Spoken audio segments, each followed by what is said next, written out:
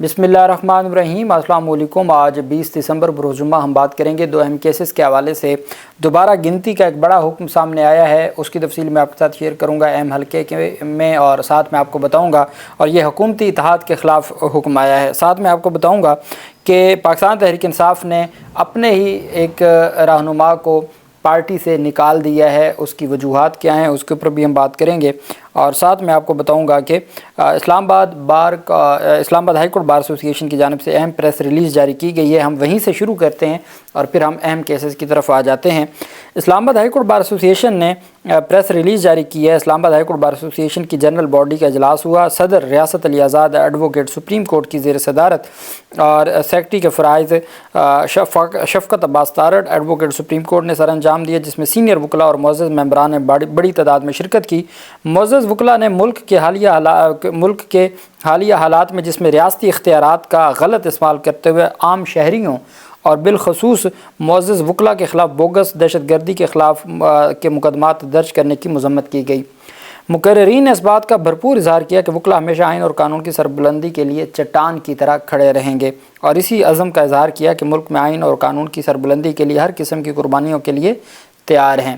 اجلاس سے Sardar Abdul Latif Khan Khosa advocate, Sardar advocate supreme court Raja Muhammad Aleem Khan Abbasi advocate supreme court و member Islamabad bar council Syed Muhammad Ali Bukhari advocate supreme court Muhammad Shoaib Shaheen سابق صدر Islamabad high court bar association Niaz Ullah Khan Niazi advocate supreme court Malik Qamar Afzal advocate supreme court Abdul Wahid Qureshi advocate supreme court Syed Wajid Ali Shah Gilani advocate supreme court علی تنبولی advocate Chaudhry Asif Irfan advocate, اور اسی طرح باقی کا ہے کہ انہوں نے اپنے اپنے خیالات کا اظہار کیا۔ اور اجلاس کے اختتام پر صدر ریاست علی آزاد ایڈوکیٹ سپریم کورٹ نے اپنے خیالات کا اظہار کیا اور معزز وکلاء صاحبان کے خلاف بے بنیاد جھوٹی FIRs کو فی الفور ختم کرنے کا مطالبہ کیا گیا، اور IG اسلام آباد اور انتظامیہ کو تنبیہ کی گئی ہے کہ اگر 10 دنوں کے اندر معزز وکلاء صاحبان کے خلاف FIRs ختم نہ کی گئیں تو جنرل باڈی کا اگلا اجلاس شاہراہ دستور پر طلب کیا جائے گا۔ یہ وکلاء کی جانب سے اعلان کیا گیا کہ ہم ڈی چوک آئیں گے، اور پھر اگلا اجلاس 10 دن کے بعد ڈی چوک ہوگا اگر ہمارے مطالبات کو نہ مانا گیا۔ اور وہ مطالبات کیا ہیں کہ جو ریاست کی جانب سے غیر قانونی طریقے سے اختیارات کا استعمال ہے اس کو روکا جائے، اور وکلاء کے خلاف جو بے بنیاد مقدمات درج کیے جا رہے ہیں فوری طور پر اس کو روکا جائے۔ دوسری طرف اہم پیشرفت سامنے آئی ہے۔ پاکستان تحریک انصاف کے سربراہ عمران خان، بشرا بیگم اور پاکستان تحریک انصاف کی قیادت کے خلاف ایک جو مہم چلائی جا رہی تھی، اور گلوکار سلمان احمد ان کی پارٹی رکنیت ختم کرتے ہوئے ان کی جو پوسٹ ہیں، ان کی جانب سے جو پوسٹ شیئر کی جاتی ہیں، اسے پاکستان تحریک انصاف نے لا تعلقی کا اظہار کر دیا۔ عمران خان کی اہلیہ بشرا بی بی کے خلاف 26 نومبر کے مظاہروں کے دوران سیاسی کردار کے خلاف پوسٹ کی تھیں، جس کے بعد PTI حامیوں کی جانب سے تنقید کی گئی تھی۔ گزشتہ ہفتے عمران خان نے اڈیالہ جیل میں سماعت کے دوران صحافیوں سے گفتگو کرتے ہوئے بشرا بی بی پر بے بنیاد الزامات لگانے پر ان کی ایکس پوسٹ کو احمقانہ قرار دیا تھا۔ PTI کے مرکزی اطلاعات کی طرف سے سلمان احمد کو مخاطب کرتے ہوئے جاری نوٹیفیکیشن میں کہا گیا کہ گلوکار سوشل میڈیا پر غیر ضروری اور مضحکہ خیز پوسٹ کے ذریعے پارٹی اراکین اور حامیوں میں مسلسل تقسیم اور نفرت اور عدم اطمینان پھیلانے کی کوشش کر رہے ہیں۔ نوٹیفیکیشن میں کہا گیا کہ سلمان احمد کی پارٹی کی بنیادی رکنیت ختم کی جاتی ہے اور انہیں فوری طور پر پارٹی سے نکالا جاتا ہے۔ مزید کہا گیا آپ دوبارہ پارٹی کے ساتھ اپنی وابستگی ظاہر نہیں کریں گے، چونکہ وہ اداروں کے حوالے سے بھی، اور کچھ چیزیں ہوتی ہیں جو میرٹ کے اوپر تنقید کرنا یا اصلاح کے لیے باتیں وہ عمران خان بھی کرتے ہیں، وہ باقی لوگ بھی کرتے ہیں، لیکن کچھ ایسا ہے کہ جو صرف زہر اگلتے ہیں، خود باہر بیٹھے ہیں، ان کو اندازہ نہیں ہے یہاں کے لوگوں کے مسائل کا، اور وہ وہاں سے بیٹھ کے زہر اگلتے ہیں پارٹی کے خلاف، پارٹی کی عادت کے خلاف۔ جو لوگ آج بھی کھڑے ہیں ان کو اس بات کا احساس ہی نہیں ہے کہ وہ کتنی قربانیوں کے بعد کھڑے ہیں۔ آپ ان سے اختلاف کر سکتے ہیں، لیکن یہ حقیقت ہے کہ ہر بندہ کہیں نہ کہیں قربانی دے رہا ہے، اور اس کے بعد ہی اس کے لیے وہ مشکل سے سروائیو کر رہا ہے۔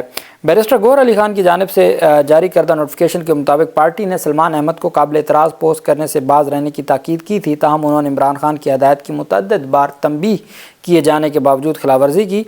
وہ عمران خان کے 2022 میں ثقافت کے حوالے سے فوکل پرسن بھی تھے، اور 2016 میں انہیں اسلام آباد پولیس کی جانب سے عمران خان کی بنی گالہ میں رہائش گاہ کے باہر مختصر وقت کے لیے حراست میں لیا تھا جب وہ ملاقات کرنے جا رہے تھے، اور پھر اس کے بعد وہ پاکستان تحریک انصاف کے سربراہ عمران خان کے ساتھ جڑے رہے، لیکن اس وقت وہ پاکستان تحریک انصاف ہی کی جڑیں کاٹنے پر تل گئے تھے، جس کی وجہ سے پھر ان کو ہٹا دیا گیا ہے اور ان کے خلاف کارروائی کی گئی ہے۔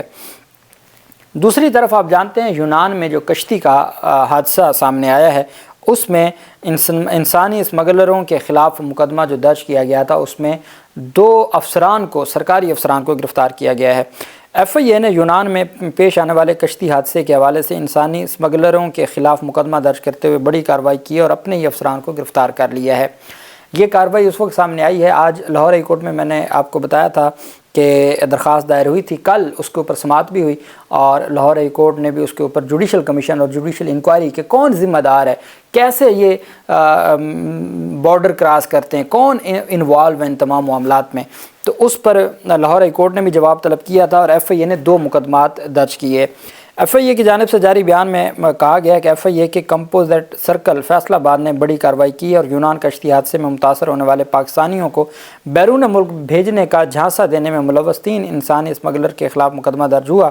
غفلت برتنے پر ایف آئی اے نے اپنے 2 افسران کو بھی گرفتار کر لیا، جن میں انسپیکٹر زبیر اشرف اور سب انسپیکٹر شاہد عمران شامل ہیں۔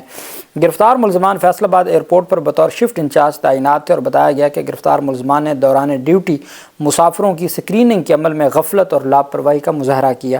اعلامیہ کے مطابق یونان کشتی حادثے میں 18 متاثرین نے فیصل آباد ایئرپورٹ سے بیرون ملک سفر کیا تھا۔ 17 افراد کو ریسکیو کر لیا گیا، جبکہ سفیان نامی متاثرہ شہری کی کشتی حادثے میں موت واقع ہوئی ہے۔ ایف آئی اے نے بتایا کہ متاثرین سے عبدالرؤف نامی ایجنٹ نے یونان جانے کے لیے بھاری رقوم وصول کی۔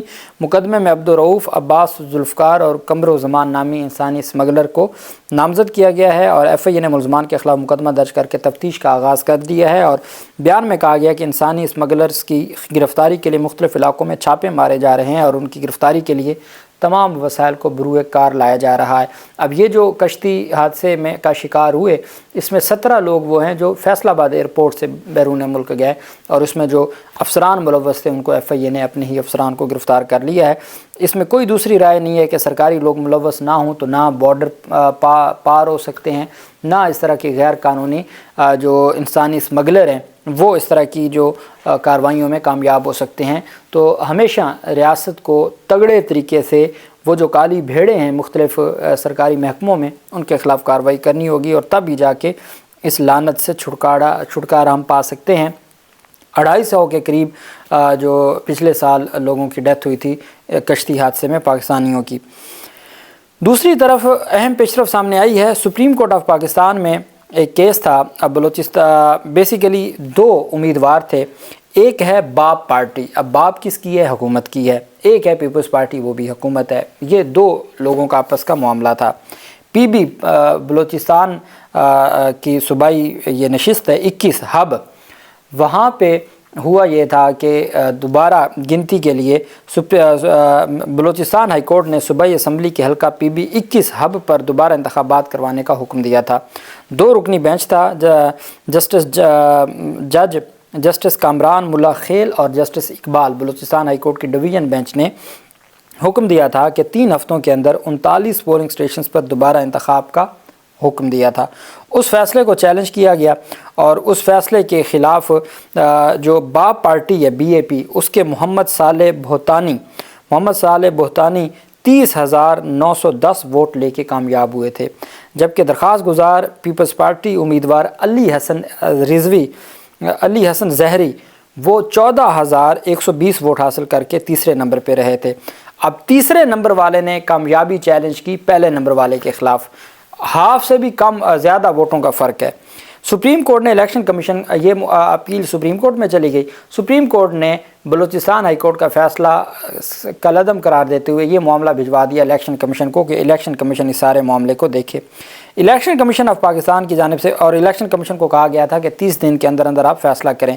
الیکشن کمیشن آف پاکستان نے آج پی بی 21 میں جو بلوچستان ہائی کورٹ کا حکم تھا کہ 39 پولنگ سٹیشنز میں دوبارہ انتخابات کروائے جائیں، الیکشن کمیشن نے دوبارہ انتخابات ری پولنگ کا حکم نہیں دیا، بلکہ انہوں نے پی بی پورے کے پورے جو پی بی 21 ہے ہب اس میں دوبارہ گنتی کا حکم دے دیا ہے، اور الیکشن کمیشن نے بلوچستان کے صوبائی اسمبلی کے حلقے پی بی 21 میں دوبارہ گنتی کا محفوظ فیصلہ سناتے ہوئے دوبارہ گنتی کا حکم دیا ہے۔ پیپلز پارٹی کے علی حسن ظاہری نے دوبارہ گنتی کی درخواست دائر کی تھی۔ الیکشن کمیشن نے محفوظ فیصلہ سناتے ہوئے دوبارہ گنتی کا حکم دیا ہے، اور جو باب پارٹی کے صالح بہتانی ہیں، محمد صالح بہتانی، وہ 30,910 ووٹ لے کے پہلے نمبر پہ تھے، اور جو دوبارہ گنتی کی درخواست دینے والے ہیں پیپلز پارٹی کے، وہ 14,120۔ اب مزے کی بات یہ ہے وہ بھی سرکار اور اس وقت دونوں ہی ایک ہی چھتری کے نیچے ہیں۔ جو طاقتوروں کی پہلے باب تھی، اب